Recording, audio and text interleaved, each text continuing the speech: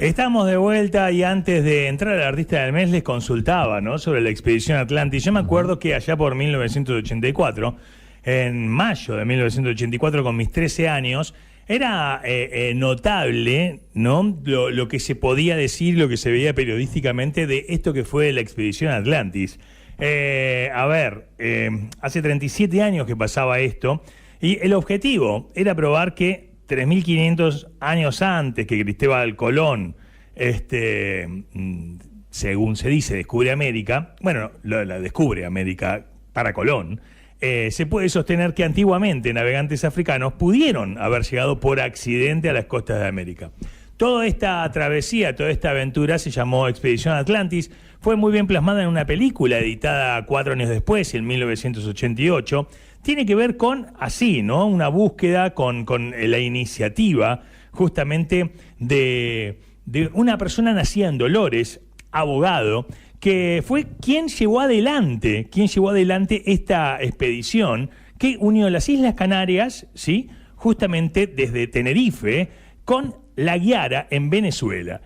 Así es que, de alguna manera, una balsa de 13.6 metros de largo, 13 metros y medio, a ver, ¿cómo podemos explicar 13 metros? 2 arcos de fútbol, pero es difícil igual. Sí, es complicado. Sí. Serían dos calles juntas, la avenida 59, sí, una de las trazas de la avenida 59, justamente por 5,8 metros de ancho.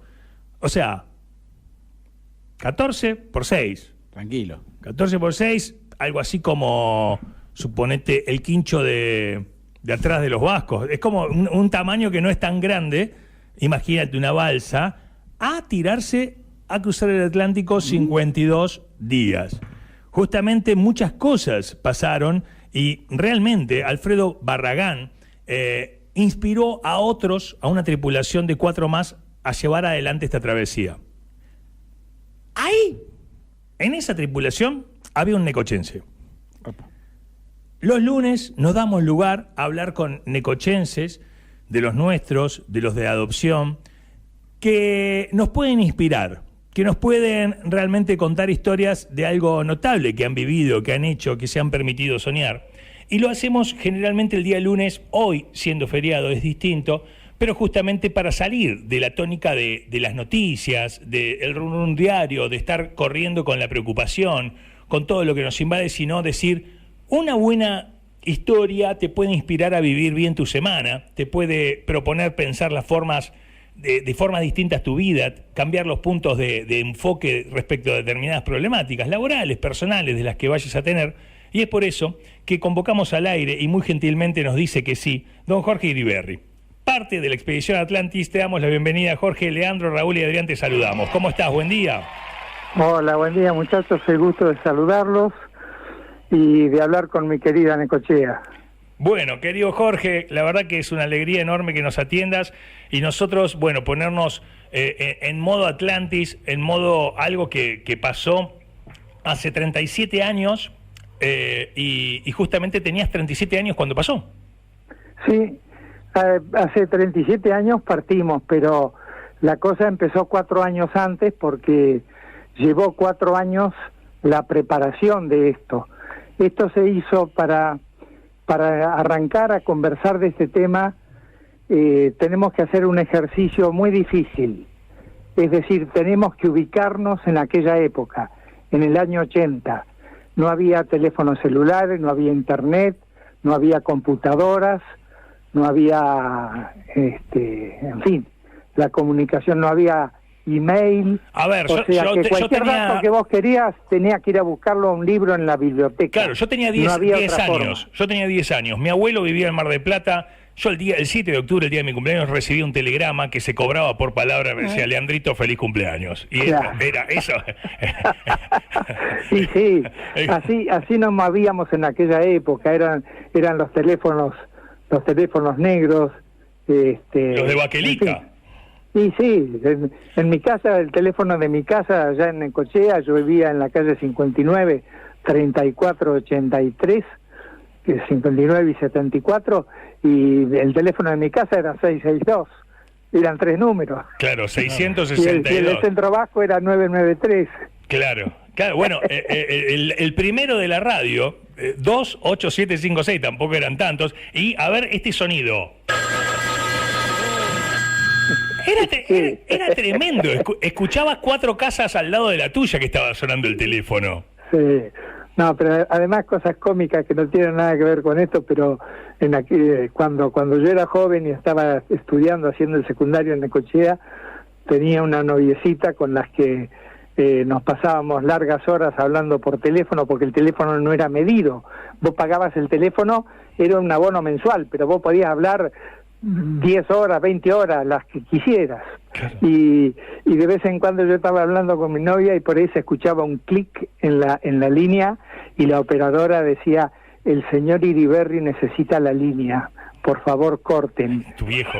Sí, mi viejo quería hablar con casa y yo hacía una hora que estaba de novio carameleando con mi novia y no podía avisarle a mamá que no venía a cenar o que venía con 4 amigos después de jugar a la paleta en el centro bajo. Tremendo. Jorge, ustedes se plantean una aventura de cruzar el Atlántico en una época en la que no iban a poder tener, ahora sería heroico, pero vas con GPS, vas con un dron que va sosteniendo un montón de cuestiones. Sí, y además ahora tenés el teléfono satelital, nosotros no lo teníamos. El único sistema de comunicación que teníamos, primero no teníamos GPS, o sea que todos los días tomábamos la posición midiendo la altura de las estrellas sobre el horizonte con un sextante. Después, haciendo unos cálculos muy complicados que llevan como 1 hora para hacerlos, no había calculadora, no teníamos calculadora inteligente como las de ahora, científicas, así que lo hacíamos con la calculadora de 4 operaciones. Claro. Y no había, teníamos que comunicarnos por radio, por BLU, es decir, banda lateral única. Los viejos conocerán del tema, y era un sistema que funcionaba el día que había buenas condiciones, buena propagación. En otro momento vos escuchabas un ruido así y no te podías comunicar, porque además tenía que coincidir la frecuencia en la que vos estabas llamando con la frecuencia de la persona que estaba escuchando. Claro. Es decir, no te escuchaba todo el mundo. Tenías, como ahora, vos para escuchar K2 tenés que poner X Sí. número, no te escuchan en toda la banda. Exacto. Te escuchan nada más con o sea que teníamos que coincidir y para poder hablar. Pero bueno, formaba parte de era lo que había en ese momento. Y ¿cómo te puedo explicar? No nos dolía demasiado, no lo extrañábamos, como me pasó a mí cuando fui a África y veía a los negros durmiendo en el suelo y alimentándose de leche de cabra nada más, y decía, y la gente, la guía me decía, pero son felices, porque nunca han tenido un colchón y nunca han tenido un bife de chorizo para comer. Entonces, nosotros también estábamos felices con lo que teníamos, porque no teníamos idea, no podíamos imaginar el teléfono celular, ni el satelital, ni la internet, claro, ni nada por el estilo. Se contaban con la máxima tecnología que podían tener en ese momento.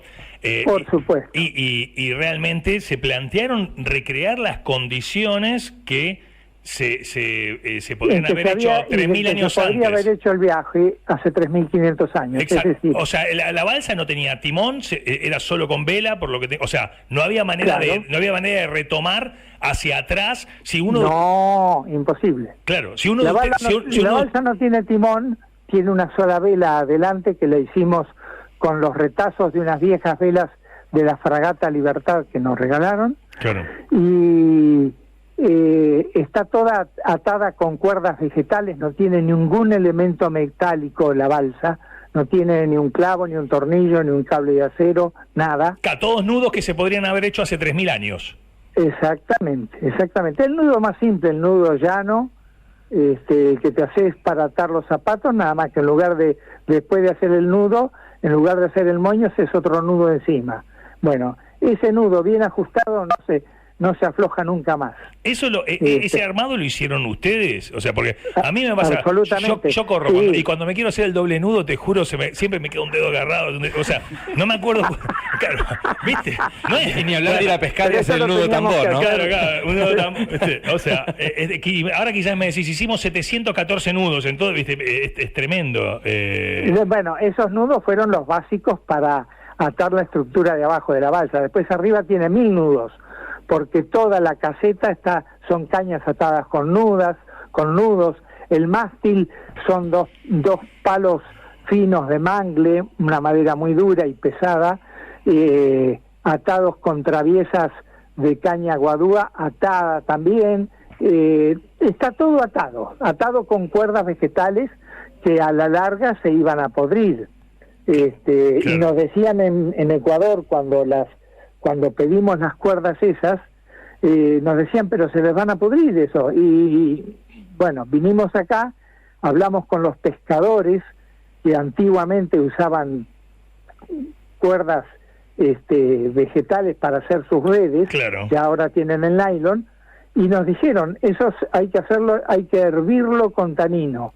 O sea, hay que tenerlo 24 o 48 horas hirviéndolas con tanino, que es un producto que se saca del quebracho y que se usa en la curtiembre, y así lo hicimos en una fábrica de Mar del Plata que nos prestó un gran caldero donde hacían el cebo para hacer el jabón, donde fundían el jabón, y tuvimos a las cuerdas metidas en una enorme olla que tenía como 2 metros de diámetro por 2 metros de altura, hirviéndolas durante 48 horas para que se penetraran de tanino y aguantaran el viaje. Claro, estas sogas iban a unir los troncos de la balsa, claro, o sea, todos los troncos que ustedes tuvieron que traer desde Ecuador. Fuimos a buscar a Ecuador, lo fuimos a buscar personalmente, porque no los podíamos comprar, porque primero no teníamos plata, y segundo, la industria de la madera balsa los corta cuando tienen 30 centímetros de diámetro, y nosotros necesitábamos que tuvieran 70, 80 centímetros de diámetro. Entonces fuimos a Ecuador, estuvimos más de 30 días allá, ya no me acuerdo, 40 y pico de días en Ecuador, creo que 42 en total, hasta que buscamos los troncos en la selva, en los lugares donde el hombre no iba a buscarlos porque ya era muy complicado y muy costoso sacarlos. Claro. Les resultaba más fácil sacarlos del borde cuando eran chicos, y entonces nunca había un árbol que llegara grande. Los grandes estaban adentro de la selva, arriba de la montaña, y entonces ahí los fuimos a buscar. Eso es selva amazónica, y los conseguimos quien nos lo regalara. Eso es otra historia aparte.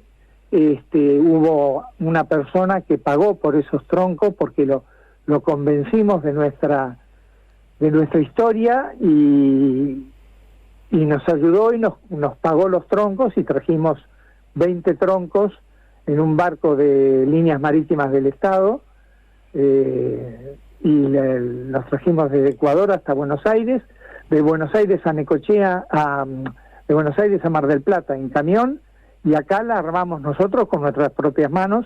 Los nudos están hechos a mano, haciendo palanca.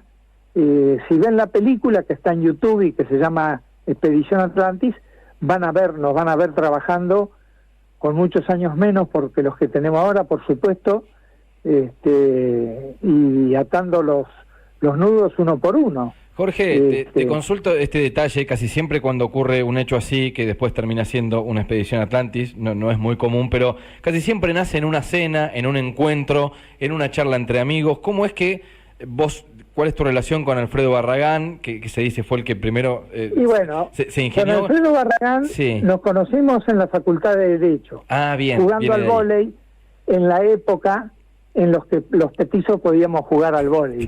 Ahora ya no podemos entrar en una cancha porque el más bajo nos saca una cabeza de ventaja, ¿viste?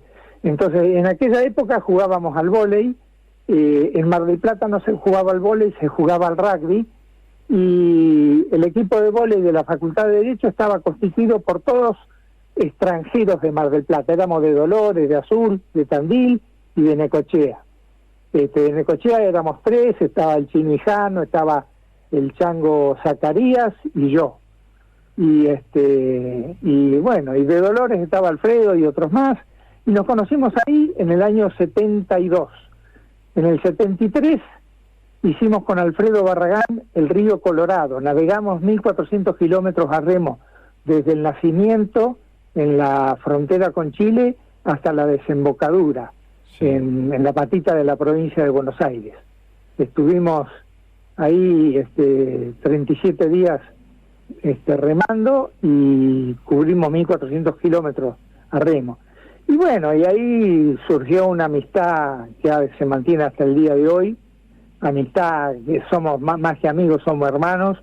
Yo soy testigo de casamiento de él y él es testigo de casamiento mío, así que en cualquier momento nos ponemos de acuerdo y solucionamos.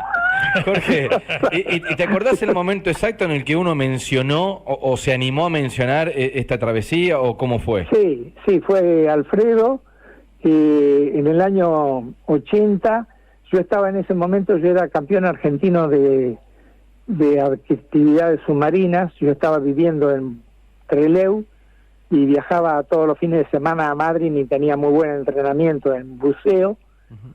Y uno de nuestros amigos lo llamó a Alfredo por una cuestión profesional, por una cuestión de nuestra profesión de abogado, y le dice, che, no estamos muy quietos, y entonces Alfredo esa noche se puso a pensar y dijo, bueno, vamos a hacer algo, y vamos a cruzar el mar, el océano, en una embarcación construida por nosotros.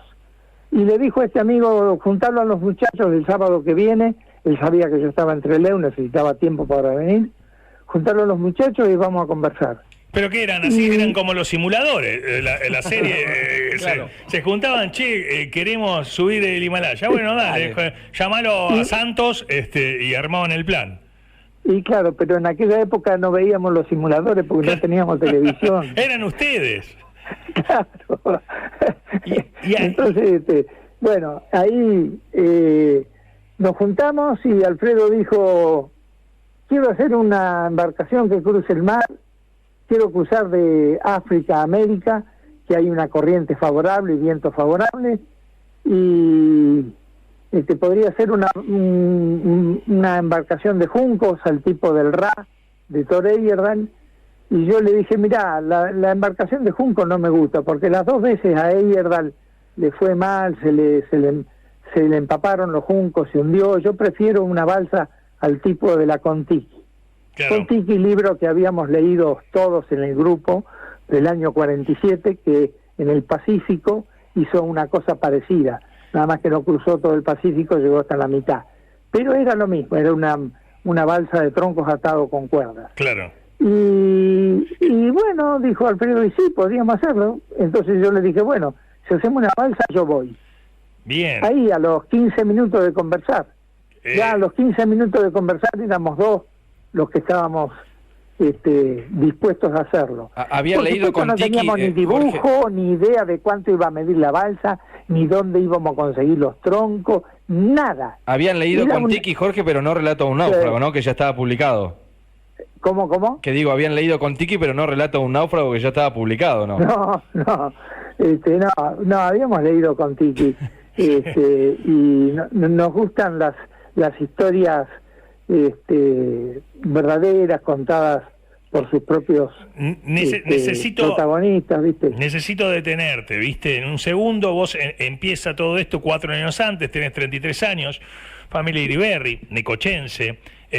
No sabemos si estarías en pareja, casado, separado o de no. No, tenía novia, pero en el grupo después, con el tiempo, a lo largo de los 3 años siguientes, se suman Horacio Yacaglia, que estaba casado, sí, el Chango Arrieta, que también estaba casado, sí, y Daniel Sánchez Magariño, recién recibido de ingeniero agrónomo, el más jovencito, y de novio igual que Alfredo, igual que yo.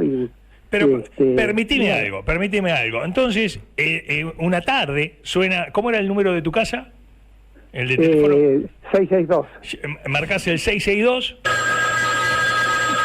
Atiende tu padre, tu madre. No, claro, atiende mi padre y le dice... Hola, Jorgito, ¿cómo andás? ¿Todo bien? Bien, mami, estoy armando una balsa con los chicos, vamos a cruzar el Atlántico, nos llevará 50, 60 días, queremos comprobar lo que hicieron los aborígenes hace 3.500 años. ¿Qué te dijeron en tu casa, Jorge? Bueno, no, en casa ya nos conocían un poco. Sabían que teníamos estas ideas un poco... audaces, pero sabían que hacíamos las cosas con mucha seriedad, y bueno, y ya éramos chicos grandes, así que no había más remedio que aguantarlo y decirlo, como decía mamá, bueno, nene, cuidate. Pero no te decían, bueno, sos abogado, senta cabeza, porque en esa época también, aparte de no existir internet, existían los mandatos, existían las estructuras, existía realmente una represión absoluta de lo que eran, a lo que eran los sueños de las personas, ¿no? Entonces, lo que sugería el padre era orden. Claro que sí. O sea, muchas veces nosotros contamos historias que a veces los momentos duros para sobreponerse son los momentos que marcan la historia, y que muchas personas en la primera oleada desisten y esto busca inspirar, decir, cuando alguien te dice que no, que tu idea no va a funcionar, o sea, está bueno prevalecer sobre lo que uno siente y comprobarlo. Y realmente me imagino, esto no era solo una limitante tecnológica, también, sino que era una proeza desde... Ustedes eran abogados, no era que no habías estudiado nada, ya tenías un título. Yo te cuento, el día que volví del Río Colorado, en el 73, que volví y me había dejado la barba durante el viaje, no me había afeitado.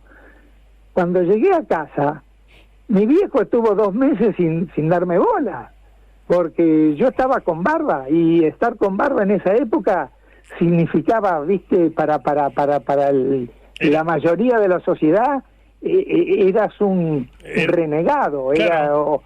¿Viste? O eras hippie, o eras terrorista, o qué sé yo. ¿viste? Claro que sí. Ni hablar si aparecías con un aro, ¿no? A eso ya era te expulsaba. No se nos ocurrió. Ninguno de nosotros tiene. Claro. Bueno, pero no era un detalle menor justamente esto, porque, a ver, ustedes, según los datos que tengo, llevaban en la balsa para atravesar el Atlántico, desde Tenerife hasta Venezuela, 60 bidones de agua. Sí. 20 litros cada uno. 20 litros cada uno, 1.200 litros de agua. 1.200 litros de agua pura, no había agua mineral, mejor dicho, sí había, pero queríamos llevar agua pura, le metimos 2 gotitas de lavandina al bidón de 20 litros, lo cerramos bien y lo mantuvimos en un lugar oscuro, no a la luz para que no creara algas, claro. Y aguantó perfectamente el agua todo el viaje. 27 barriles de comida. Sí, llevamos toda la comida. ¿Qué llevaban? En esa época yo recuerdo que iba al supermercado y no existía agarrar un paquete de papas fritas. No, nada que ver con lo de ahora. El alimento era distinto. Fideos, harina, unas latas de tomate y de conservas, y poco más, ¿viste? Sí, fideos, cargamos el último día. Cargamos el último día, cargamos 2 bolsas de cebolla, 2 bolsas de papa y un montón de bananas que tratamos de elegir verdes para que, con algunas maduras para ir comiendo y otras verdes, muy verdes, claro, para que duraran, qué sé yo, como un mes. Claro. Ahora, por algún secreto cósmico que todavía no alcanzo a descubrir, todas las bananas maduraron al mismo tiempo y estuvimos como una semana comiendo bananas antes que se pudran, en el desayuno, almuerzo y cena. Claro. ¿Sabes qué? Que había que comerla, no podías tirar nada, así que todas las bananas las tuvimos que comer en una semana. Jorge, hay algo que me llama la atención, ¿viste? Hay veces que veo material, gracias a Dios que existe y que existió quien tuvo la visión de los Beatles, Y yo entiendo, viste, aparecen fotos inéditas, aparecen todavía, viste, estaban los tipos haciendo unas canciones ahí en Abbey Road y alguien lo filmaba, en una época que no era común documentar todo lo que se hacía.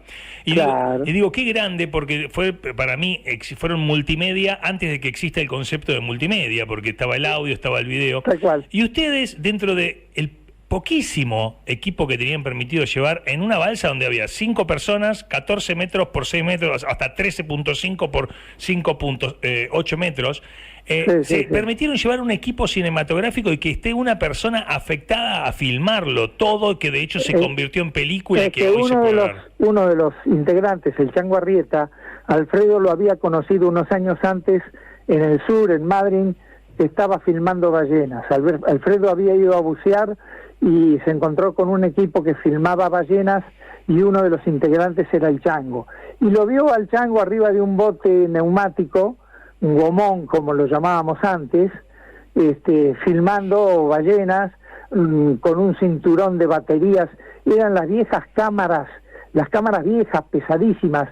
No existía lo digital, no existían las cámaras digitales, eran las viejas cámaras. Y resulta que el Chango tenía de su propiedad una vieja cámara a cuerda de 16 milímetros, o sea, la mitad de 35, la mitad que se usa para el cine.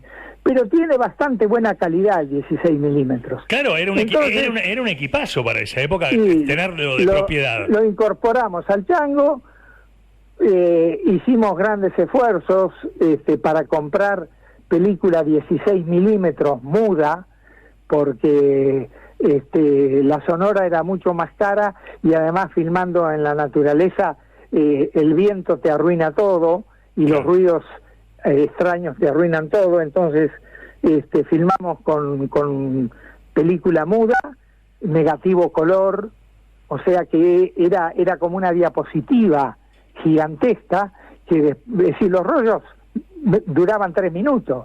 Había que cambiarlo, cada 3 minutos había que abrir la cámara en el medio del mar y cambiar el rollo. Claro. Y ese rollo que se sacaba había que encintarlo y guardarlo. Y cuando vinimos no teníamos plata para hacer el trabajo de revelado. De revelado. Claro, era como uno cuando se iba de vacaciones sacaba 5 rollos y después tardaba 1 año en poder revelarlo. Y bueno, nosotros vos calculá, porque habíamos filmado un montón de horas de película. Claro. Entonces sacamos un rollo del principio, un rollo del medio y un rollo del final, y eso sí, 3 rollos lo hicimos revelar para ver cómo estaba de luz, porque vos ahora en lo digital sacás la foto y ya te diste cuenta al toque, en el segundo siguiente ves si la foto salió bien o salió oscura o salió quemada por exceso de luz. Claro. Nosotros filmamos durante toda la construcción y durante todo el viaje, filmamos sin saber qué era lo que estaba saliendo. Tal vez nos encontrábamos con la sorpresa de que estaba todo negro cuando terminábamos. Claro. Y bueno, no obstante salió una buena película porque estuvo bien calculado. Había que medir en cada toma, había que medir, no era automático, era con un fotómetro que estaba aparte de la cámara. Vos medías y ponías el diafragma, la velocidad era obligatoria en la filmación, es la misma siempre. Así que bueno, así con ese equipo trabajamos, y a esa caja, a esa filmadora le hicimos una caja de acrílico artesanal, por supuesto, de las mismas que usaba yo en el sur cuando hacía buceo y filmaba con una Super 8. Y entonces ahí metimos la cámara y filmamos, hicimos escenas submarinas también que se ven en la película.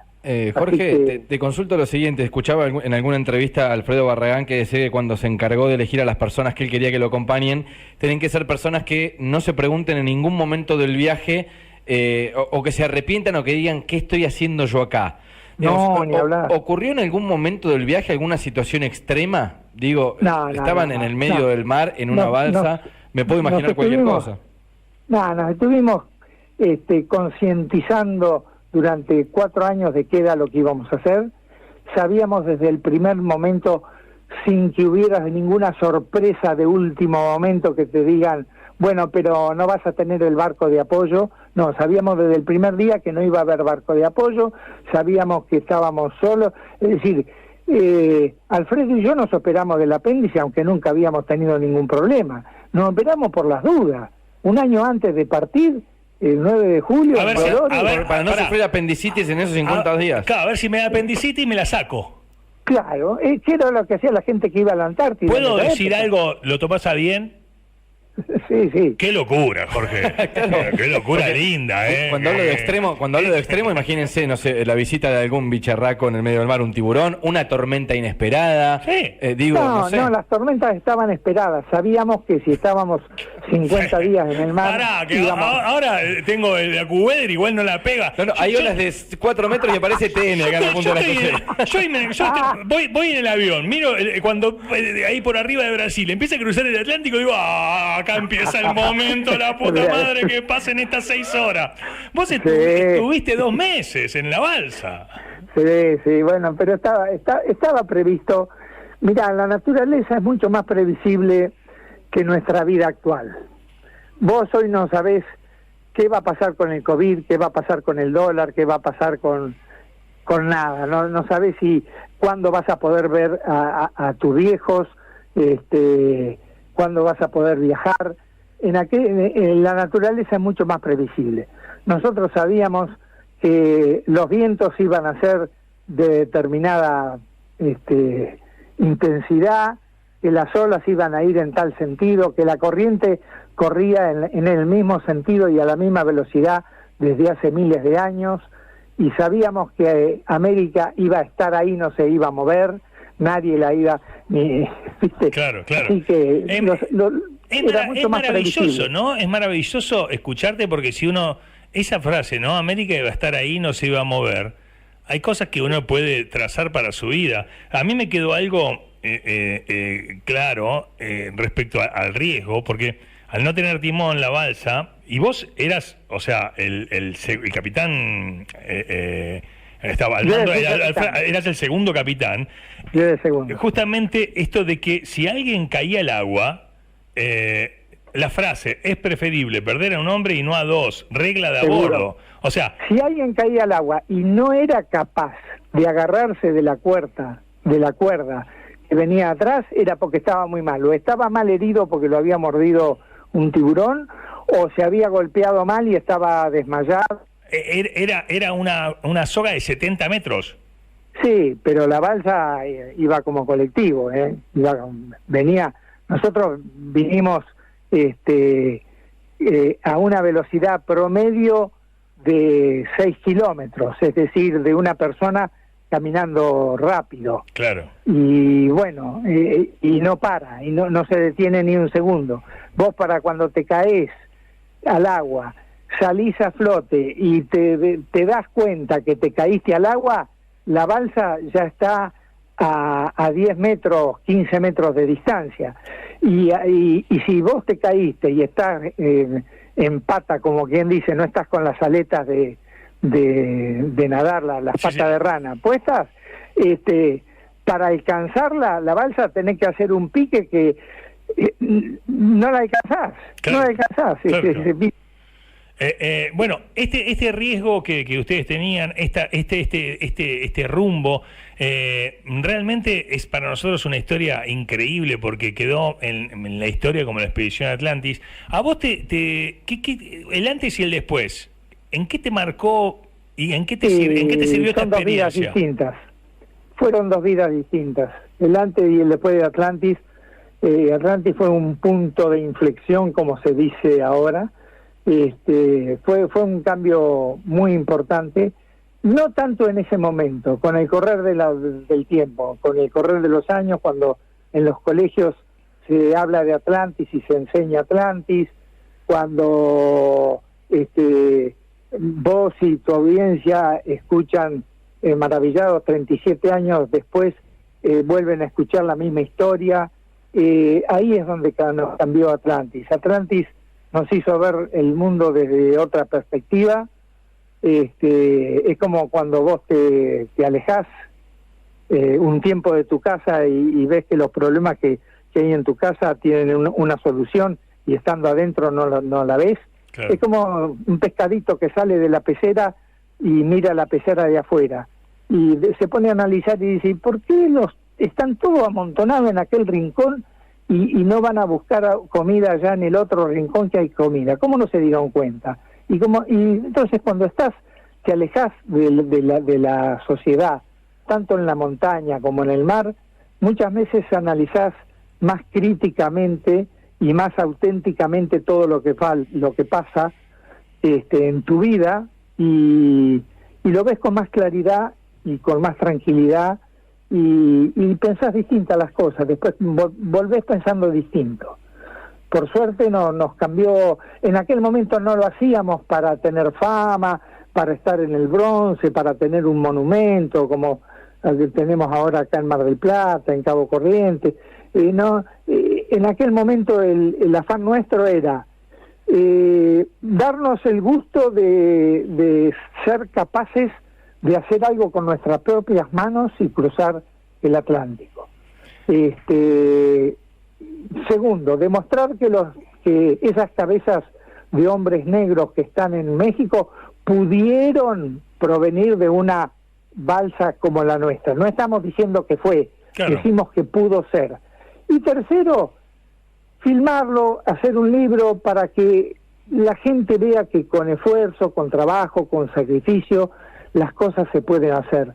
Nosotros ningunos éramos gente de fortuna, no pusimos más plata que las fotocopias que se hacían en aquella época, que eran pésimas. Las primeras carpetas las imprimimos en mimeógrafo, que la mayoría, búsquenlo en Google, porque la mayoría de los que están escuchando no saben lo que es un mimeógrafo. Bueno, los imprimimos con mimeógrafo y era eso, era transmitir la experiencia y transmitirle a la juventud lo que terminó siendo la frase de la expedición, que el hombre sepa que el hombre puede, es decir, que con esfuerzo y con perseverancia y con trabajo y estudio se pueden conseguir todas las metas que te propongas. No decimos que todo el mundo se largue a cruzar el mar en una balsa. Estamos diciendo cada uno de ustedes tiene su Atlantis con otro nombre. Claro.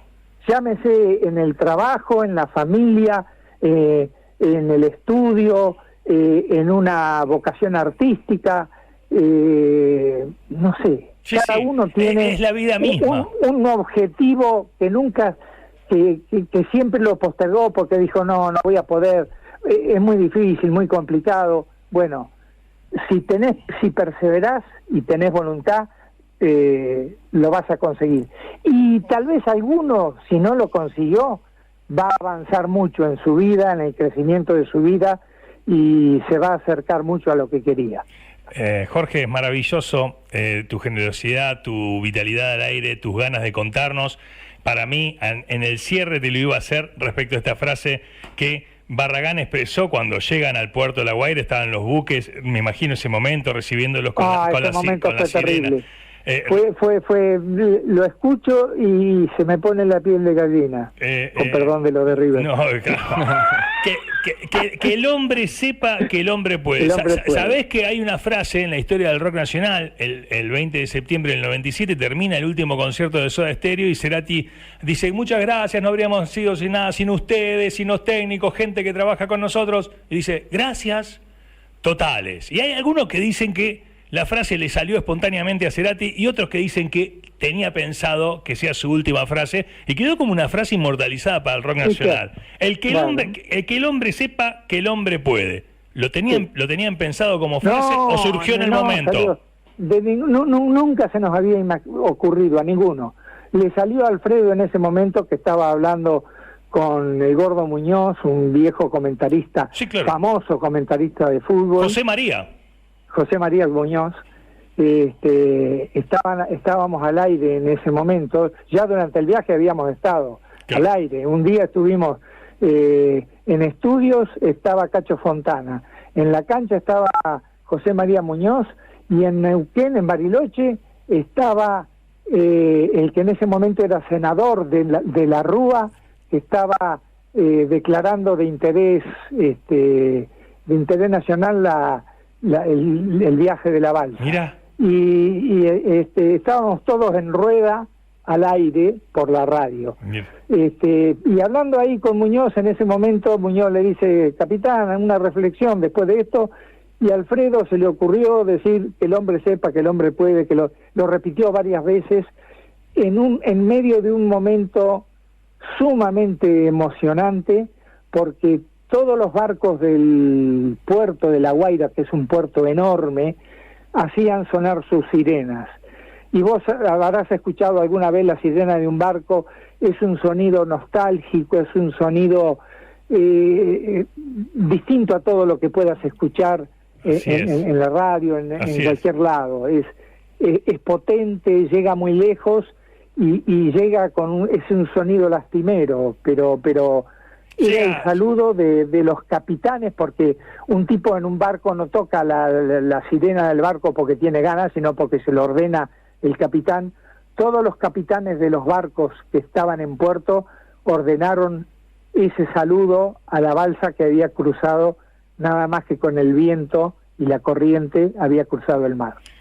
Jorge, nos llevaste de viaje con vos, gracias, te mandamos un abrazo eterno y a la distancia en el alma. Muchas gracias. Gracias a ustedes, muchachos, ha sido un gusto. La mañana.